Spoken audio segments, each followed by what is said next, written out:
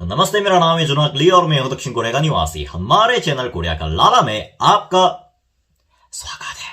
तो हिरन प्रेमियों, आज की तारीख है 23 और जो यूट्यूब पे काम करते हैं यानी कि जो मेरे जैसे यूट्यूबर है उनको शायद आज बड़ा खुशी का दिन होगा, क्योंकि आप लोगों को एक बात बता देता हूं कि यूट्यूब की तरफ से जो पेमेंट होता है ना, यानी कि हमारी जो मेहनत का फल यानी कि हमारी कमाई जिसको हम कह सकते हैं, वो हर 21 तारीख को यूट्यूब यानी कि गूगल एडसेंस की तरफ से इश्यू किया जाता है। और उसके पश्चात वैसे सब यूट्यूबर्स के अकाउंट में पैसे को आने में थोड़ा 1 से 3 दिन का गैप लगता है। और फिर कोरिया में जैसे शनिवार और रविवार दोनों दिन बैंक का वर्क डे नहीं होता, इसलिए उस पेमेंट को हमारे अकाउंट तक आने में 3 से 4 दिन का समय लग सकता है। और आज का सोमवार है और सोमवार के दिन बैंक खुला रहता है। तो आज मेरे अकाउंट में पैसे आ गए, यानी कि यूट्यूब पे 2 महीने से आप लोगों ने देखा होगा कि 2 महीने से मैं यूट्यूब पर वापस आने के बाद लगभग रोज या रोज ना सही लेकिन हर 2 दिन में एक वीडियो बनाने की मैंने कोशिश की है।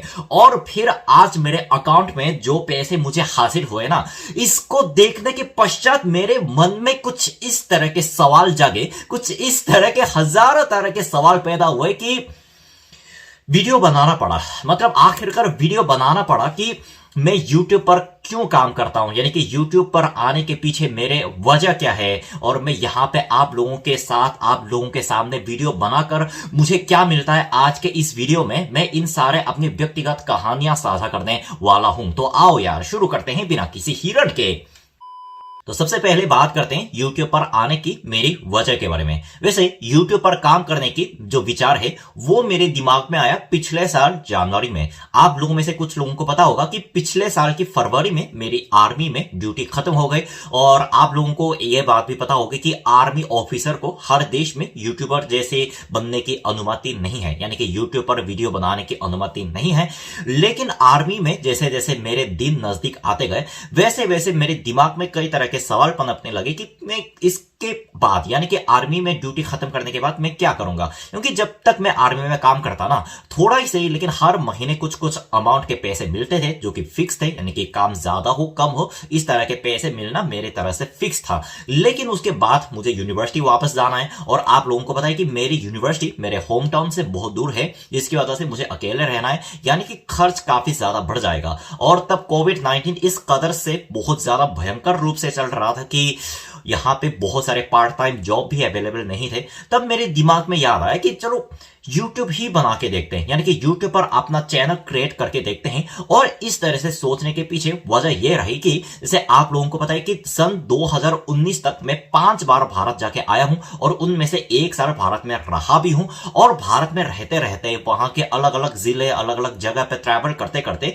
वैसे भारत के जो लोग होते हैं ना, बड़े क्यूरियस टाइप के होते हैं, यानी कि जो अपने देश के लोगों से भी वो तरह तरह के सवाल करते हैं। और जाहिर सी बात है कि मेरी शक्ल थोड़ी अलग है, तो मुझे देखकर वो लोग अपने क्यूरियसिटी से इतने अलग अलग तरह के प्रश्न पूछते हैं, मेरे बारे में प्रश्न पूछते हैं। और कई बार अपने नागरिकता और फिर मेरे देश के बारे में भी जो प्रश्न पूछे थे, और जिन प्रश्नों का मुझे भारत में सामना करना पड़ा था ना, तो मैंने सोचा कि क्यों ना इस तरह के प्रश्नों को मैं एक ऐसे प्लेटफॉर्म के माध्यम से उन सारे प्रश्नों का जवाब दूं जिसपे बहुत सारे लोग एक्टिव रहते हैं। और वो एक प्लेटफॉर्म है यूट्यूब और फेसबुक। और दोनों का अंतर यह होता है कि फेसबुक पे आप वीडियो बना सकते हो लेकिन उसकी लोकप्रियता पहले जैसी नहीं रही और उस पे पैसे भी नहीं देते। लेकिन यूट्यूब पर रोजाना नए लोग आते रहते हैं, रोजाना बहुत सारे हजारों संख्या में नए चैनल खोलते रहते हैं। और इसकी एक सबसे बड़ी एडवांटेज वाली बात यह है कि इस पे अगर आप कुछ हद तक सही काम करते हो, कुछ क्राइटेरिया को अगर आप संपूर्ण करते हो, तो उसके बदले में आपको यूट्यूब पैसा भी देता है।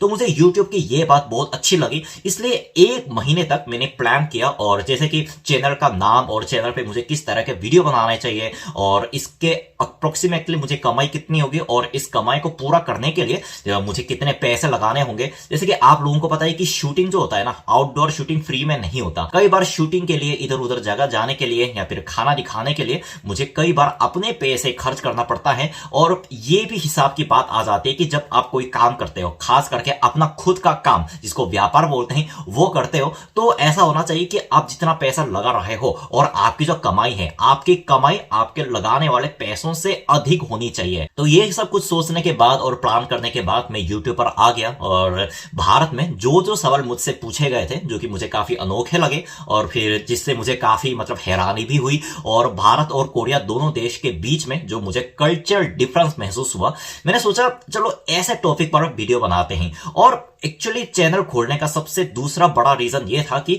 आप लोगों को पता है कि कई कोरिया के लोग इंडिया पर वीडियो बनाते हैं, मतलब मैं उनको कुछ नहीं कह रहा हूं, लेकिन ज्यादातर लोगों के वीडियो रिएक्शन पर केंद्रित होता है। तो मैंने सोचा कि चलो इनकी भाषा में मैं मुझे अपने देश के बारे में थोड़ा इंट्रोडक्शन देना चाहिए, अपने देश की जो जानकारी है, इतिहास है, और कुछ ऐसे स्टेरियोटाइप्स, विचारधारा है जो भारत के लोग शायद कुछ हद तक गलत समझते हैं। मतलब ये जो स्टेरियोटाइप होता है ना, हर एक कंट्री को लेकर, हर देश को लेकर होता है, कि जैसे कि कोरिया में भी भारत को लेकर कुछ स्टेरियोटाइप होता है, ठीक वैसे ही भारत में भी कोरिया को लेकर मैंने स्टेरियोटाइप देखा है। तो मैंने सोचा कि मुझे हिंदी आती है, तो हिंदी में इन स्टेरियोटाइप्स को, यानी कि इस तरह के गलत फहमियों को दूर करने के लिए मुझे अपने चैनल खोलना चाहिए। तो ये मेन रीजन था अपने चैनल खोलने का, क्योंकि कई बार ऐसा होता है ना कि ज्यादातर प्रश्नों से मतलब मुझे कोई परेशानी नहीं है, लेकिन कई बार लोग कुछ तरह के इस तरह के प्रश्न पूछते हैं कि जिससे मुझे भी गुस्सा आ सकता है, आप लोगों को भी गुस्सा आ सकता है। और इस तरह के स्टेरियोटाइप को दूर करने के लिए ना आपको एक ऐसे बंदे की जरूरत होती है जो अपनी भाषा में मतलब निष्पक्ष होकर उस देश की सारी बातों को समझाए। जैसे कि आप लोगों ने मेरे वीडियो में देखा होगा कि मैं किसी देश की तारीफदारी नहीं करता, मतलब इंडिया मेरे लिए एक देश है, कोरिया मेरे लिए एक देश है, मतलब कोरिया में जो भी प्रॉब्लम होती है, मतलब मैं कोई भी बात ऐसा नहीं मानता कि कोई भी देश परफेक्ट हो। तो मैं आप लोगों ने देखा होगा कि उस बात पर भी मैंने रोशनी डालने की कोशिश की है, क्योंकि कई बार अपने कॉलेज के कुछ लड़कियों से बात करते करते मुझे इस बात का एहसास हुआ कि हमारे देश के ऊपर तो बहुत सारी गलत बातें, गलत इंफॉर्मेशन उन तक फैली हुई है। और ज्यादातर लोग कहां से लर्न करते हैं, कहां से सीखते हैं कि हमारे देश के ड्रामा, सीरियल, फिल्में, इस तरह के चीजों से ना हमारे देश को सीखते हैं। देखो, ड्रामा फिल्म देखने में कोई बुराई नहीं है, अगर देखने के पश्चात उन लोगों में कोरिया के प्रति दिलचस्पी जागे तो बहुत अच्छी बात है। लेकिन आप लोगों को शायद यह बात समझनी चाहिए कि ड्रामा और फिल्म में जो दुनिया दिखाई जाती है वो असली दुनिया से अलग है। मैं ज्यादातर अपने चैनल पे जोर देकर यह बताना चाहता था कि आप ड्रामा में जो दिखाया जाता है हमारे देश के बारे में, ठीक है, बहुत अच्छी बात है, आप ड्रामा देखते हो, लेकिन असली दुनिया और सीरियल की दुनिया, इन दोनों के बीच में फर्क रहना जरूरी है, फर्क करना बहुत जरूरी है, जिससे गलतफहमी ना फैले। और तत्पश्चात अगर कमाई की बात की जाए तो बहुत सारे लोगों को यह गलतफहमी होती है कि यूट्यूब से मतलब बहुत सारे यूट्यूबर बहुत पैसे कमाते हैं। मतलब यह बात कुछ हद तक सही हो सकती है, क्योंकि कैरी मिनाटी, मनोज डे जैसे जो बड़े बड़े क्रिएटर्स हैं जिनकी सब्सक्राइबर मिलियंस में, करोड़ में होते हैं, जाहिर सी बात है उनके बारे में तो बात करने का कोई मतलब ही नहीं है, बहुत अमीर है। लेकिन मेरे जैसे जो छोटे क्रिएटर होते हैं ना, आप लोगों को एक बात और बता देता हूं कि मैं हिंदी में चैनल बनाता हूं, यानी कि मेरा चैनल इंडिया पे बेस्ड है। और इंडिया के जो यूट्यूबर इनकम होती है ना, यूट्यूब इनकम के जो सारे देशों के विज्ञापन फीस अलग होते हैं, और उस विज्ञापन फीस के ना सबसे निचले स्थान पर आता है। यानी कि मैं आप लोगों को अपनी पूरी कमाई डिटेल में तो नहीं बता सकता, इंस्टाग्राम पे कभी कभार लाइव आता हूं, उसमें मैं अपनी कमाई का रिव्यू करता हूं। लेकिन मैं आप लोगों को एक बात बता देता हूं कि मुंबई में, मतलब आप लोगों को पता होगा कि मुंबई में एक महीने का घर का रेंट कितना है। मुंबई में जो एक महीने का घर का रेंट होता है ना, उसके शायद मतलब उसके आसपास मेरे एक महीने की कमाई है, उसके आसपास के एक महीने की कमाई है। और आप लोगों को तो पता है कि आजकल इंडिया में भी महंगाई का दौर है, और कोरिया तो पहले से महंगा था। यूट्यूब की कमाई से ना एक्चुअली मेरे इस रूम का रेंट भी नहीं भरता। मतलब अगर पैसे भी ऑफकोर्स मेरे एक मकसद थे, यानी कि अगर यूट्यूब पे इतना भी पैसा नहीं देता, अगर यूट्यूब पे बिल्कुल पैसा नहीं होता तो मैं शायद यहां पर नहीं आया होता। लेकिन बहुत सारे लोग ये समझते हैं कि पैसे छापने का मशीन है, यूट्यूब पे आएंगे तो हम भी अमीर बनेंगे। तो आपको इस सच्चाई को जानने की जरूरत है कि YouTube पर ना काम करना बहुत आसान नहीं है। मेरा मतलब जितना एफर्ट लगाते हो, शूटिंग करता हो, और फिर खास करके मुझे कई बार अपने वीडियो शूट करने के लिए जो रिसर्च करना पड़ता है, उसके बाद एडिट करना पड़ता है, थंबनेल बनाना पड़ता है, एक वीडियो के लिए ना मिनिमम एक दिन का समय लगता है, एक दिन का समय देता हूं। और उस एफर्ट के हिसाब से कई बार मुझे ऐसा लगता है कि मुझे थोड़ा कम मिल रहा है, थोड़ा नहीं बहुत कम मिल रहा है।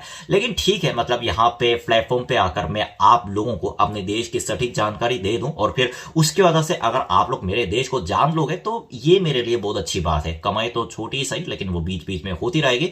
तो बस यार, आज के वीडियो में इतना ही। उम्मीद करता हूं आप लोगों को इसकी वजह से थोड़ा बहुत इंफॉर्मेशन मिल गया होगा। मैं वापस आऊंगा और मजेदार वीडियो के साथ। तब तक क्या करना है, सावधान रहना है, सुरक्षित रहना है, सीख ए को सबक सबको। जय हिंद, जय साउथ कोरिया।